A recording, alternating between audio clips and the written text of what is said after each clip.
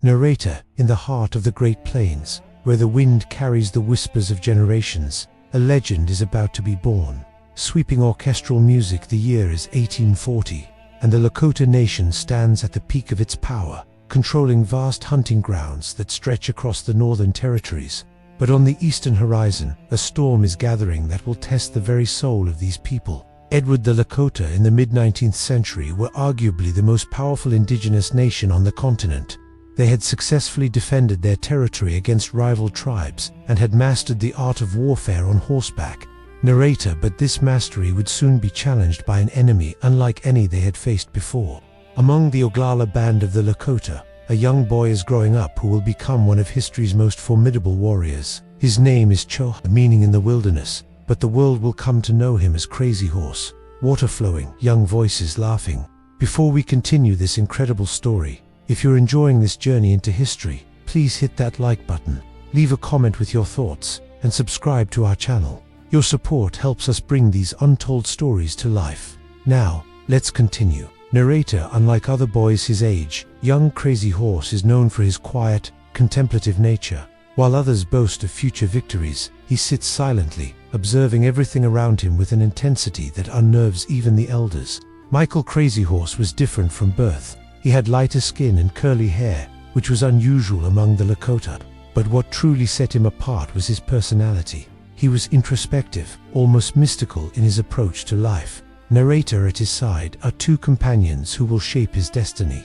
His closest friend, He-Dog, a loyal warrior with unwavering courage, and Hump, an older warrior who becomes his mentor, teaching him the sacred ways of combat.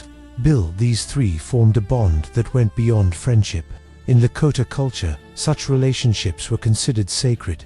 They would literally die for each other, and that bond would be tested again and again. Hooves thundering. Narrator, as Crazy Horse comes of age, he proves himself an exceptional warrior, but it's his spiritual visions that truly set him apart.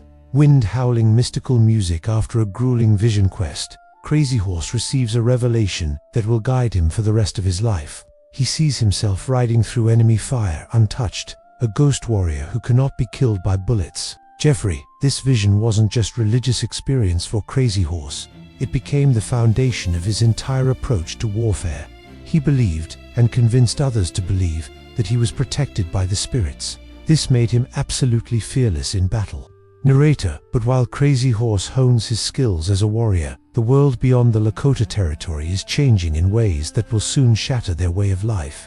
Tense music builds. By 1851, the United States government summons thousands of Plains Indians to Fort Laramie in Wyoming Territory. Their goal is to establish peace and create boundaries between tribal lands. The Fort Laramie Treaty of 1851 was supposedly designed to bring peace to the region. The government promised to respect tribal boundaries and provide annual payments in exchange for safe passage through indigenous lands. But there was a fundamental problem with this treaty. The government was treating tribes as defeated peoples, when in fact, the Lakota were at the height of their power. Narrator, for a few years, an uneasy peace holds, but in 1854, everything changes. Ominous music near Fort Laramie. A Mormon emigrant accuses a Lakota warrior of stealing his cow. The warrior, a guest of the Brule Lakota chief Conquering Bear, refuses to be handed over to military authorities. Edward, what happened next was a tragedy born of misunderstanding and arrogance. A young, inexperienced army lieutenant named John Grattan decided to march into a Lakota camp with 29 soldiers and 2 cannons to arrest one man over a cow. Narrator, when Conquering Bear attempts to negotiate, offering horses as compensation, Lieutenant Grattan grows impatient. Gunshot cracks, screaming. Mark Lee Grattan opened fire on the Lakota camp. He killed Conquering Bear, a peace chief who was trying to prevent violence. It was an act of breathtaking stupidity that would have catastrophic consequences. Narrator, the Lakota warriors immediately retaliate, killing Grattan and his entire command in minutes. Terry, the Grattan Massacre, as white Americans called it, was actually the Grattan fight from the Lakota perspective. They were defending themselves against an unprovoked attack, but the US government saw it as an act of war. Narrator, the incident sends shockwaves through both communities. For the US Army, it's a humiliating defeat that demands vengeance. For the Lakota, it's a wake-up call about the true nature of their new enemy. Among the warriors who fought that day is the young Crazy Horse, experiencing his first taste of combat against American soldiers. Jeffrey, this battle shaped Crazy Horse's entire worldview. He saw firsthand how American soldiers operated. They didn't follow the traditional rules of warfare. They would kill without honor, attack without warning. This convinced him that there could be no real peace with these invaders. Narrator: the following year, the army launches a massive retaliatory campaign led by General William Harney. His orders are clear: punish the Lakota and show them the might of American military power. Drums beating marching footsteps in September 1855. Harney's 600 soldiers attack a peaceful Lakota village at Blue Water Creek in Nebraska. The chief, Little Thunder, attempts to negotiate, but Harney refuses to talk. Gunfire erupting, children crying. Edward: the Battle of Blue Water Creek was really a massacre. Harney's forces surrounded the village and opened fire with artillery. Men, women, and children were cut down as they tried to flee. Over 80 Lakotas were killed, and 70 women and children were taken prisoner. Narrator: for Crazy Horse, who is present during the attack. The massacre at Blue Water Creek is a defining moment. Clay: Crazy Horse watched as soldiers slaughtered people who were trying to surrender.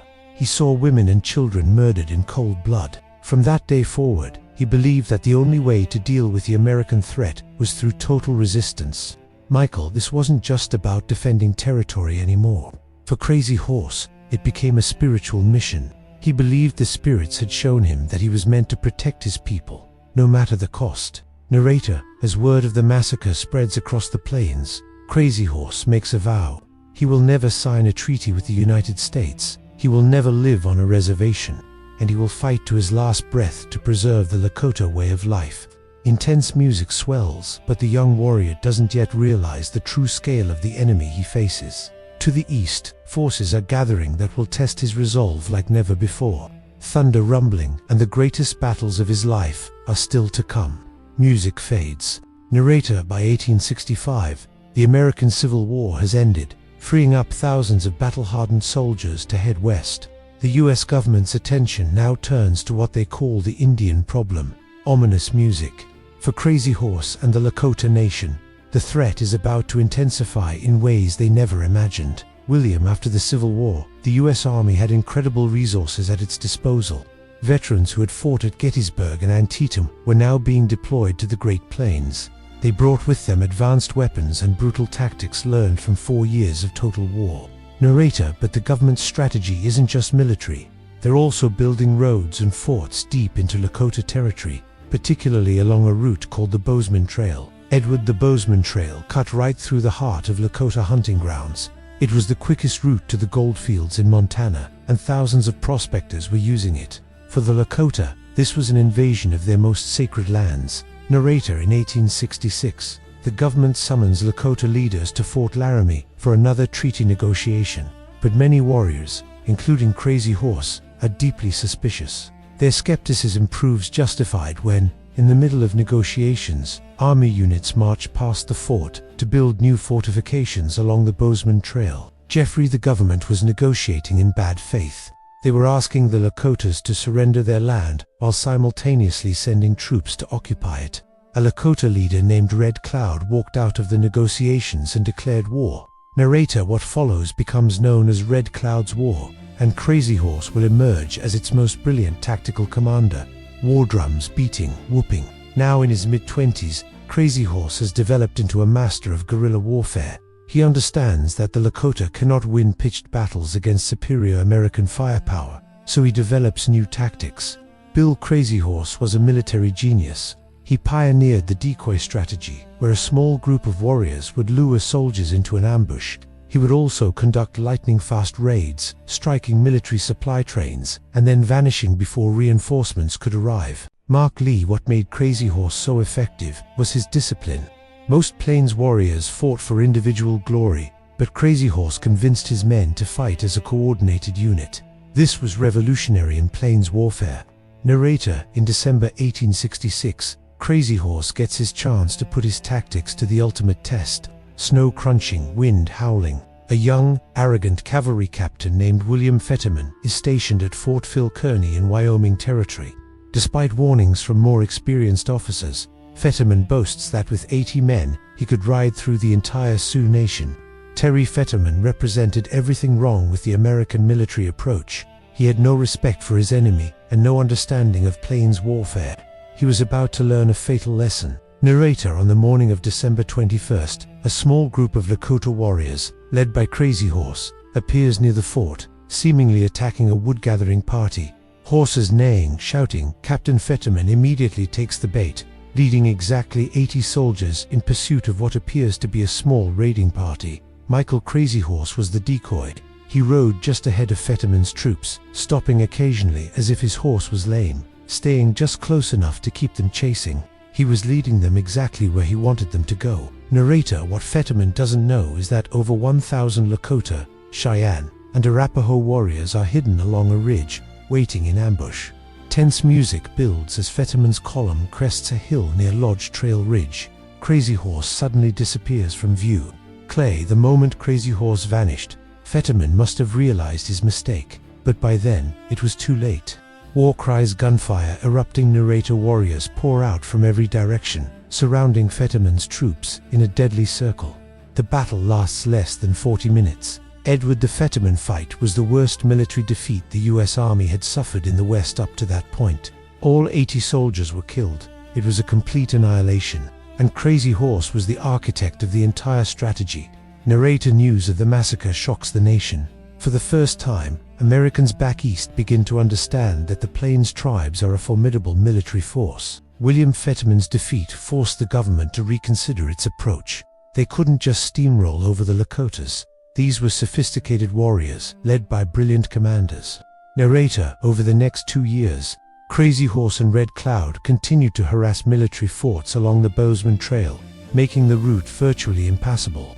Finally, in 1868, the U.S. government admits defeat and agrees to the Fort Laramie Treaty, promising to abandon the forts and recognize Lakota sovereignty over their territory, including the sacred Black Hills. Triumphant music. Jeffrey: the 1868 treaty was a complete victory for the Lakotas. The government agreed to everything Red Cloud demanded. It's the only time in American history that the United States lost a war and withdrew from territory because of it. Narrator: but while Red Cloud agrees to move to a reservation, accepting peaceful relations with the government, Crazy Horse refuses to sign the treaty or acknowledge any American authority over Lakota lands. Michael Crazy Horse never trusted the government. He believed that any treaty would eventually be broken, and tragically, he was absolutely right. Narrator: for several years, an uneasy peace holds, but in 1874, everything changes once again. Ominous music returns. The U.S. Army, led by Lieutenant Colonel George Armstrong Custer, launches an expedition into the Black Hills, the Lakotas' most sacred territory. Officially, it's a mapping expedition, but Custer has another goal. Rocks clattering, excited shouting. Edward Custer's expedition discovered gold in the Black Hills. When word got out, it set off a gold rush. Thousands of prospectors flooded into Lakota territory, violating the 1868 treaty. The government did nothing to stop them. Narrator: for Crazy Horse, this betrayal confirms everything he believed about American promises. Terry: the discovery of gold in the Black Hills was the beginning of the end for Lakota independence. The government wanted that gold, and they were willing to do whatever it took to get it. Narrator: in late 1875, the government issues an ultimatum. All Lakotas must report to reservations by January 31st, 1876, or be considered hostile. Wind howling winter sounds. Bill: this order was issued in the middle of winter, when traveling was nearly impossible. It was designed to fail. The government wanted an excuse to wage war on the non-reservation Lakotas. Narrator: Crazy Horse and thousands of other Lakotas refuse to comply. Instead, they gather in the valleys of Montana Territory, preparing for the fight they know is coming. By spring of 1876, the largest gathering of Plains Indians in history assembles along the Little Bighorn River. Estimates suggest between 7,000 and 10,000 people, including 2,000 warriors. Mark Lee: this wasn't just a war party. This was an entire society coming together to defend their way of life. And Crazy Horse was at the center of it all. Narrator: at the gathering, Crazy Horse reunites with another legendary warrior who has emerged as a spiritual leader, Sitting Bull. Jeffrey Sitting Bull and Crazy Horse represented two sides of Lakota leadership. Sitting Bull was the spiritual guide, the visionary. Crazy Horse was the warrior, the tactical genius. Together, they were unstoppable. Narrator Sitting Bull performs a sundance ceremony, during which he has a powerful vision, soldiers falling into the Lakota camp like grasshoppers from the sky. Mystical music Clay Sitting Bull's vision electrified the camp. It was interpreted as a prophecy of great victory. The people believed the spirits were on their side. Narrator, they don't have to wait long to test that prophecy. In June 1876, the U.S. Army launches a three-pronged campaign to force the Lakotas onto reservations. Leading one column is the man whose gold-seeking expedition started this crisis, George Armstrong Custer.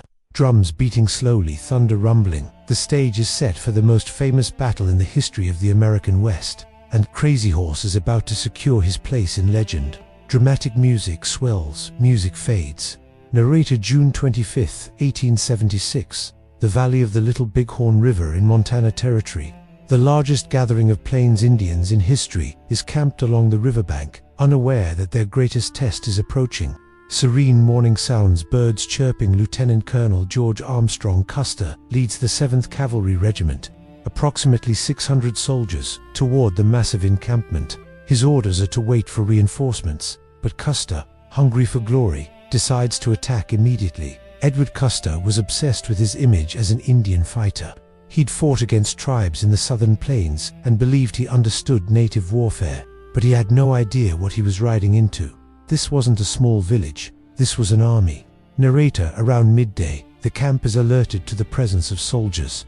Shouting in distance, children crying Bill. The attack began when Major Marcus Renault's battalion charged the southern end of the village.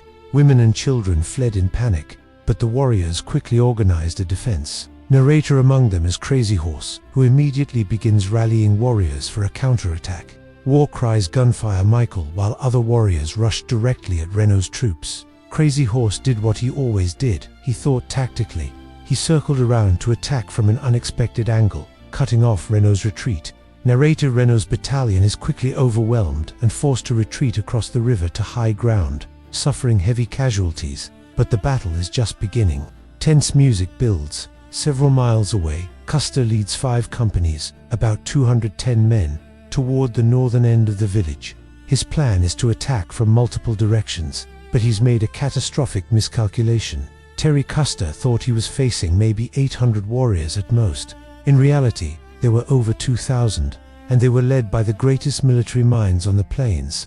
Narrator, as Custer's troops approach, Crazy Horse leads hundreds of warriors in a flanking maneuver that will become legendary. Hooves, thundering, whooping. Jeffrey Crazy Horse circled around behind Custer's position, while other warriors, led by Goal, attacked from the front. It was a pincer movement, classic military tactics executed perfectly. Gunshots, cracking horses, screaming. Mark Lee Custer's troops tried to form defensive positions, but they were completely surrounded. Warriors were attacking from every direction. The soldiers had nowhere to run. Narrator, the battle becomes a desperate fight for survival for Custer's men. Within an hour, every single soldier in Custer's immediate command is dead, including Custer himself. Wind howling across empty battlefield, somber music. William. The Battle of the Little Bighorn was the most complete Native American victory in the history of the Indian Wars. An entire military unit was annihilated, and Crazy Horse's tactical brilliance was the key to that victory. Narrator, but for Crazy Horse and the Lakota, the victory comes at a terrible cost they don't yet realize. Ominous music. Clay Little Bighorn was a Pyrrhic victory. Yes, they won the battle, but it ensured they would lose the war. The American public was outraged. The military was humiliated. They would not rest until every non-reservation Indian was subdued or killed. Narrator, within weeks, the army floods the region with thousands of additional troops.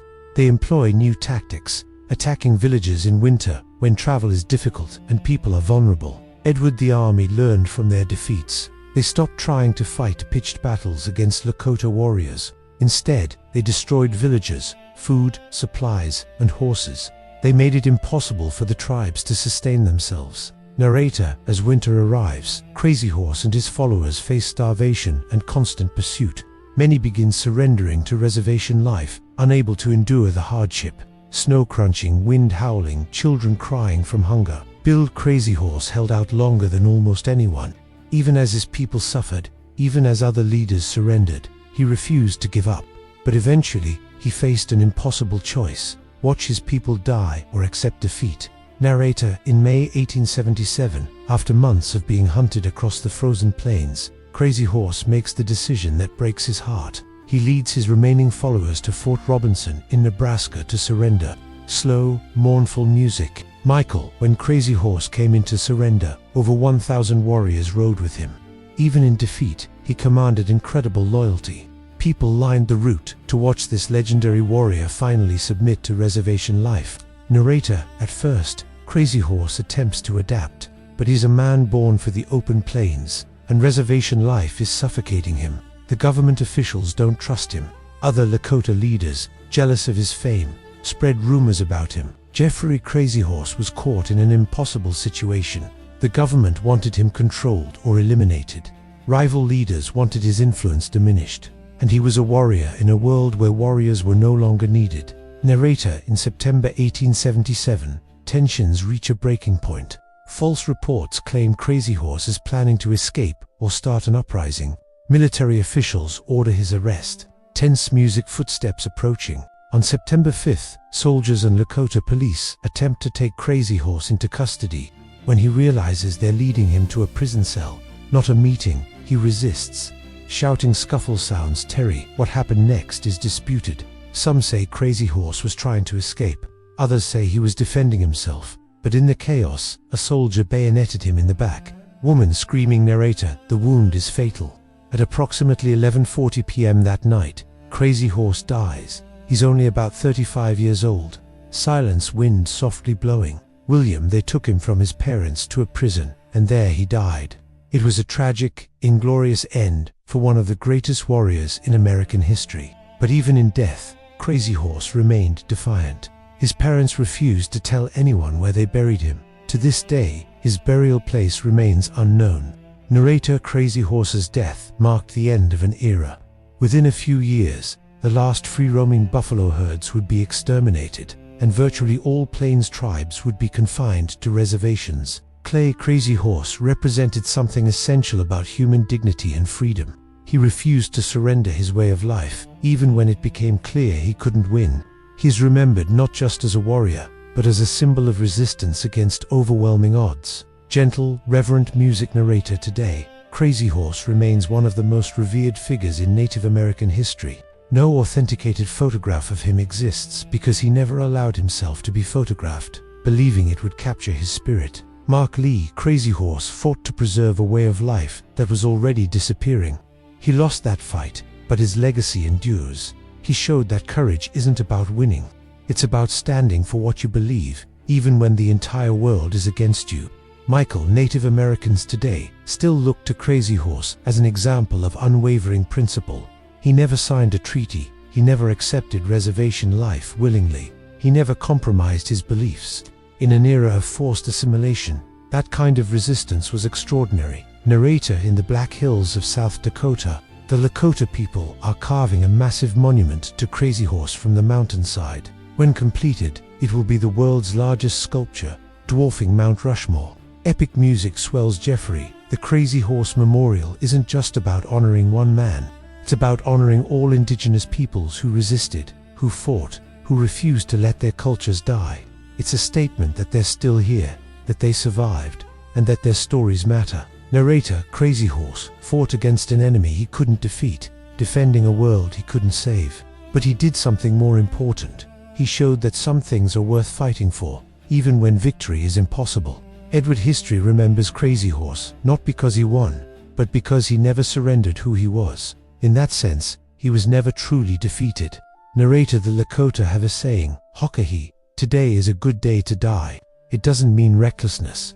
It means living with such courage and honor that you're ready to face anything, including death. Crazy Horse embodied that spirit completely. He lived without fear, fought without compromise, and died without regret.